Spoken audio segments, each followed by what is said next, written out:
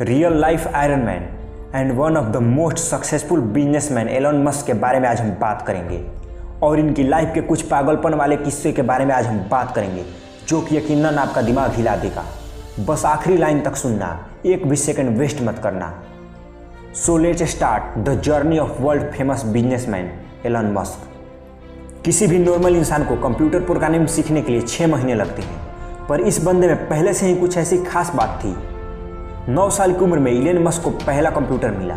उस time computer के साथ एक प्रोग्रामिंग बुक भी फ्री मिली और इस 9 साल के बच्चे ने बिना सोए 3 दिन में ही उस बुक को ख़त्म कर दिया और इस प्रोग्रामिंग लैंग्वेज को यूज करके 12 साल की उम्र में एक कॉम्पिटिटिव गेम डिजाइन करके एक वीडियो गेम कंपनी को बेच दिया।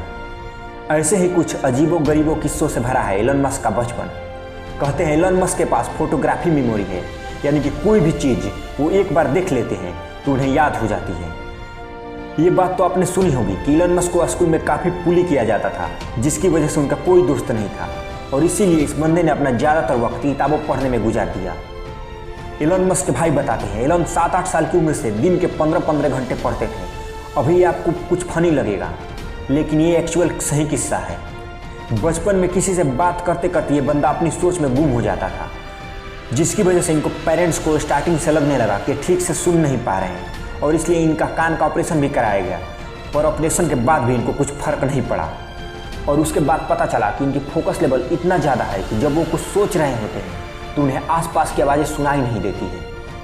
वैसे तो एलन इनोवेटिव होने के साथ साथ बिजनेस माइंडेड भी थे, वरना कौन 12 साल का बच्चा खुद का प्रोडक्ट बनाकर कंपनी को बेचने का सोचता है।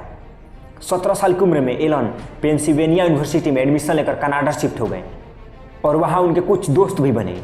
उनके क्लासमेट को नाइट पार्टी करने का बहुत शौक था, पर एज कम होने के कारण वो पार्टी अटेंड नहीं कर पाते थे। इस पर एलन और उनके फ्रेंड ने मिलकर एक जुगाड़ लगाया। उन्होंने एक ऐसा घर रेंट किया जिसमें वो पार्टी अटेंड कर सकते थे और पार्टी में पर पर्सन उन्होंने $5 का फीस भी रखी। इससे उनकी पॉकेट मनी और रेंट दोनों निकल जाता था। कॉलेज खत्म होने के बाद 1994 में एलन मस्क ने अपने भाई के साथ मिलकर अपना पहला स्टार्टअप जीप2 लॉन्च कर दिया।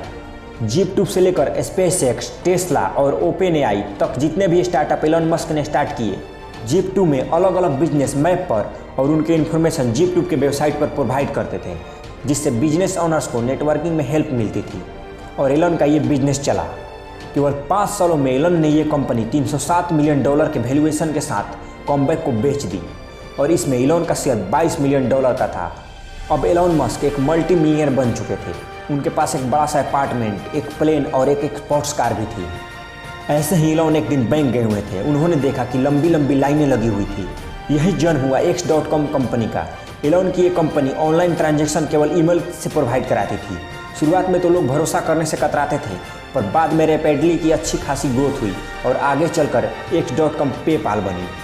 2002 में उन्होंने पेपाल को $1.5 मिलियन के वैल्यूएशन के साथ खरीद लिया। इसमें एलन मस्क सबसे हाईएस्ट यानी कि 11.60% के स्टॉक होल्डर थे।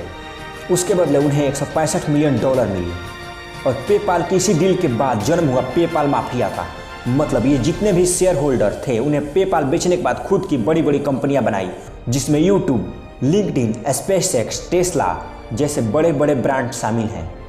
पेपाल के बाद एलन मस्क के पास काफ़ी पैसे आ चुके थे। अब उन्हें पूरा करना था स्पेसएक्स ट्रैवल का सपना, इसलिए रॉकेट खरीदने के लिए बंदा रूस चला गया। वहाँ रॉकेट का 8 मिलियन प्राइस सुनकर ये बंदा खाली हाथ वापस चला आया और आते समय अपने साथ एक जज्बा लेकर आया कि रॉकेट तो अब मैं खुद बनाऊंगा। पर किसी भी चीज़ को जीरो से शुरू करना इतना आसान नहीं होता, कई बार हार का सामना करना पड़ता है। पर इस बंदे ने किताबें पढ़कर एक्सपेरिमेंट करके रॉकेट को बनाना चालू किया। साथ ही इलेक्ट्रिक कार बनाने वाली कंपनी टेस्ला में भी इन्वेस्ट किया।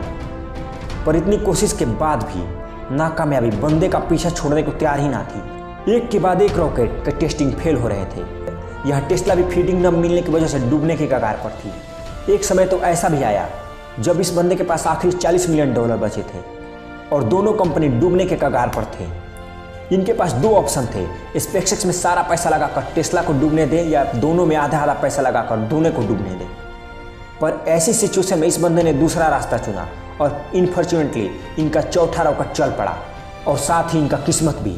स्पेसएक्स की कामयाबी देखकर नासा ने इन्हें $1.5 बिलियन कॉन्ट्रैक्ट किया, जिससे इनकी डूबती नैया पार करा दी। स्पेसएक्स और टेस्ला के साथ साथ इलॉन मस्क की कई सारी कंपनी है जो कि इनोवेटिव कंपनी है।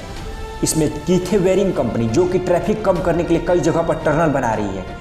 हाइपरलूप वन जो कि नए तरीका का ग्राउंड ट्रांसपोर्ट है जिसके जरिए हम 700 माइल का डिस्टेंस 1 घंटे में कवर कर सकते हैं। न्यूरलिंक जो कि अपाहिज इंसानों के लिए ब्रेन तैयार कर रही है जिसके चलते हुए नॉर्मल इंसानों के सारी चीज़ें कर पाएंगे। ऊपर या ये कंपनी आर्टिफिशियल इंटेलिजेंस पर रिसर्च कर रही है। साथ ही इलॉन मस्क स्टारलिंक नामक एक प्रोजेक्ट पर काम कर रहे हैं जिसके चलते हुए 12,000 सैटेलाइट स्पेस में भेजेंगे जो कि अर्थ के ऑर्बिट में स्टार जैसे एक चैन बनाएंगे और स्टारलिंक के जरिए पूरी दुनिया में हर जगह इंटरनेट प्रोवाइड किया जाएगा।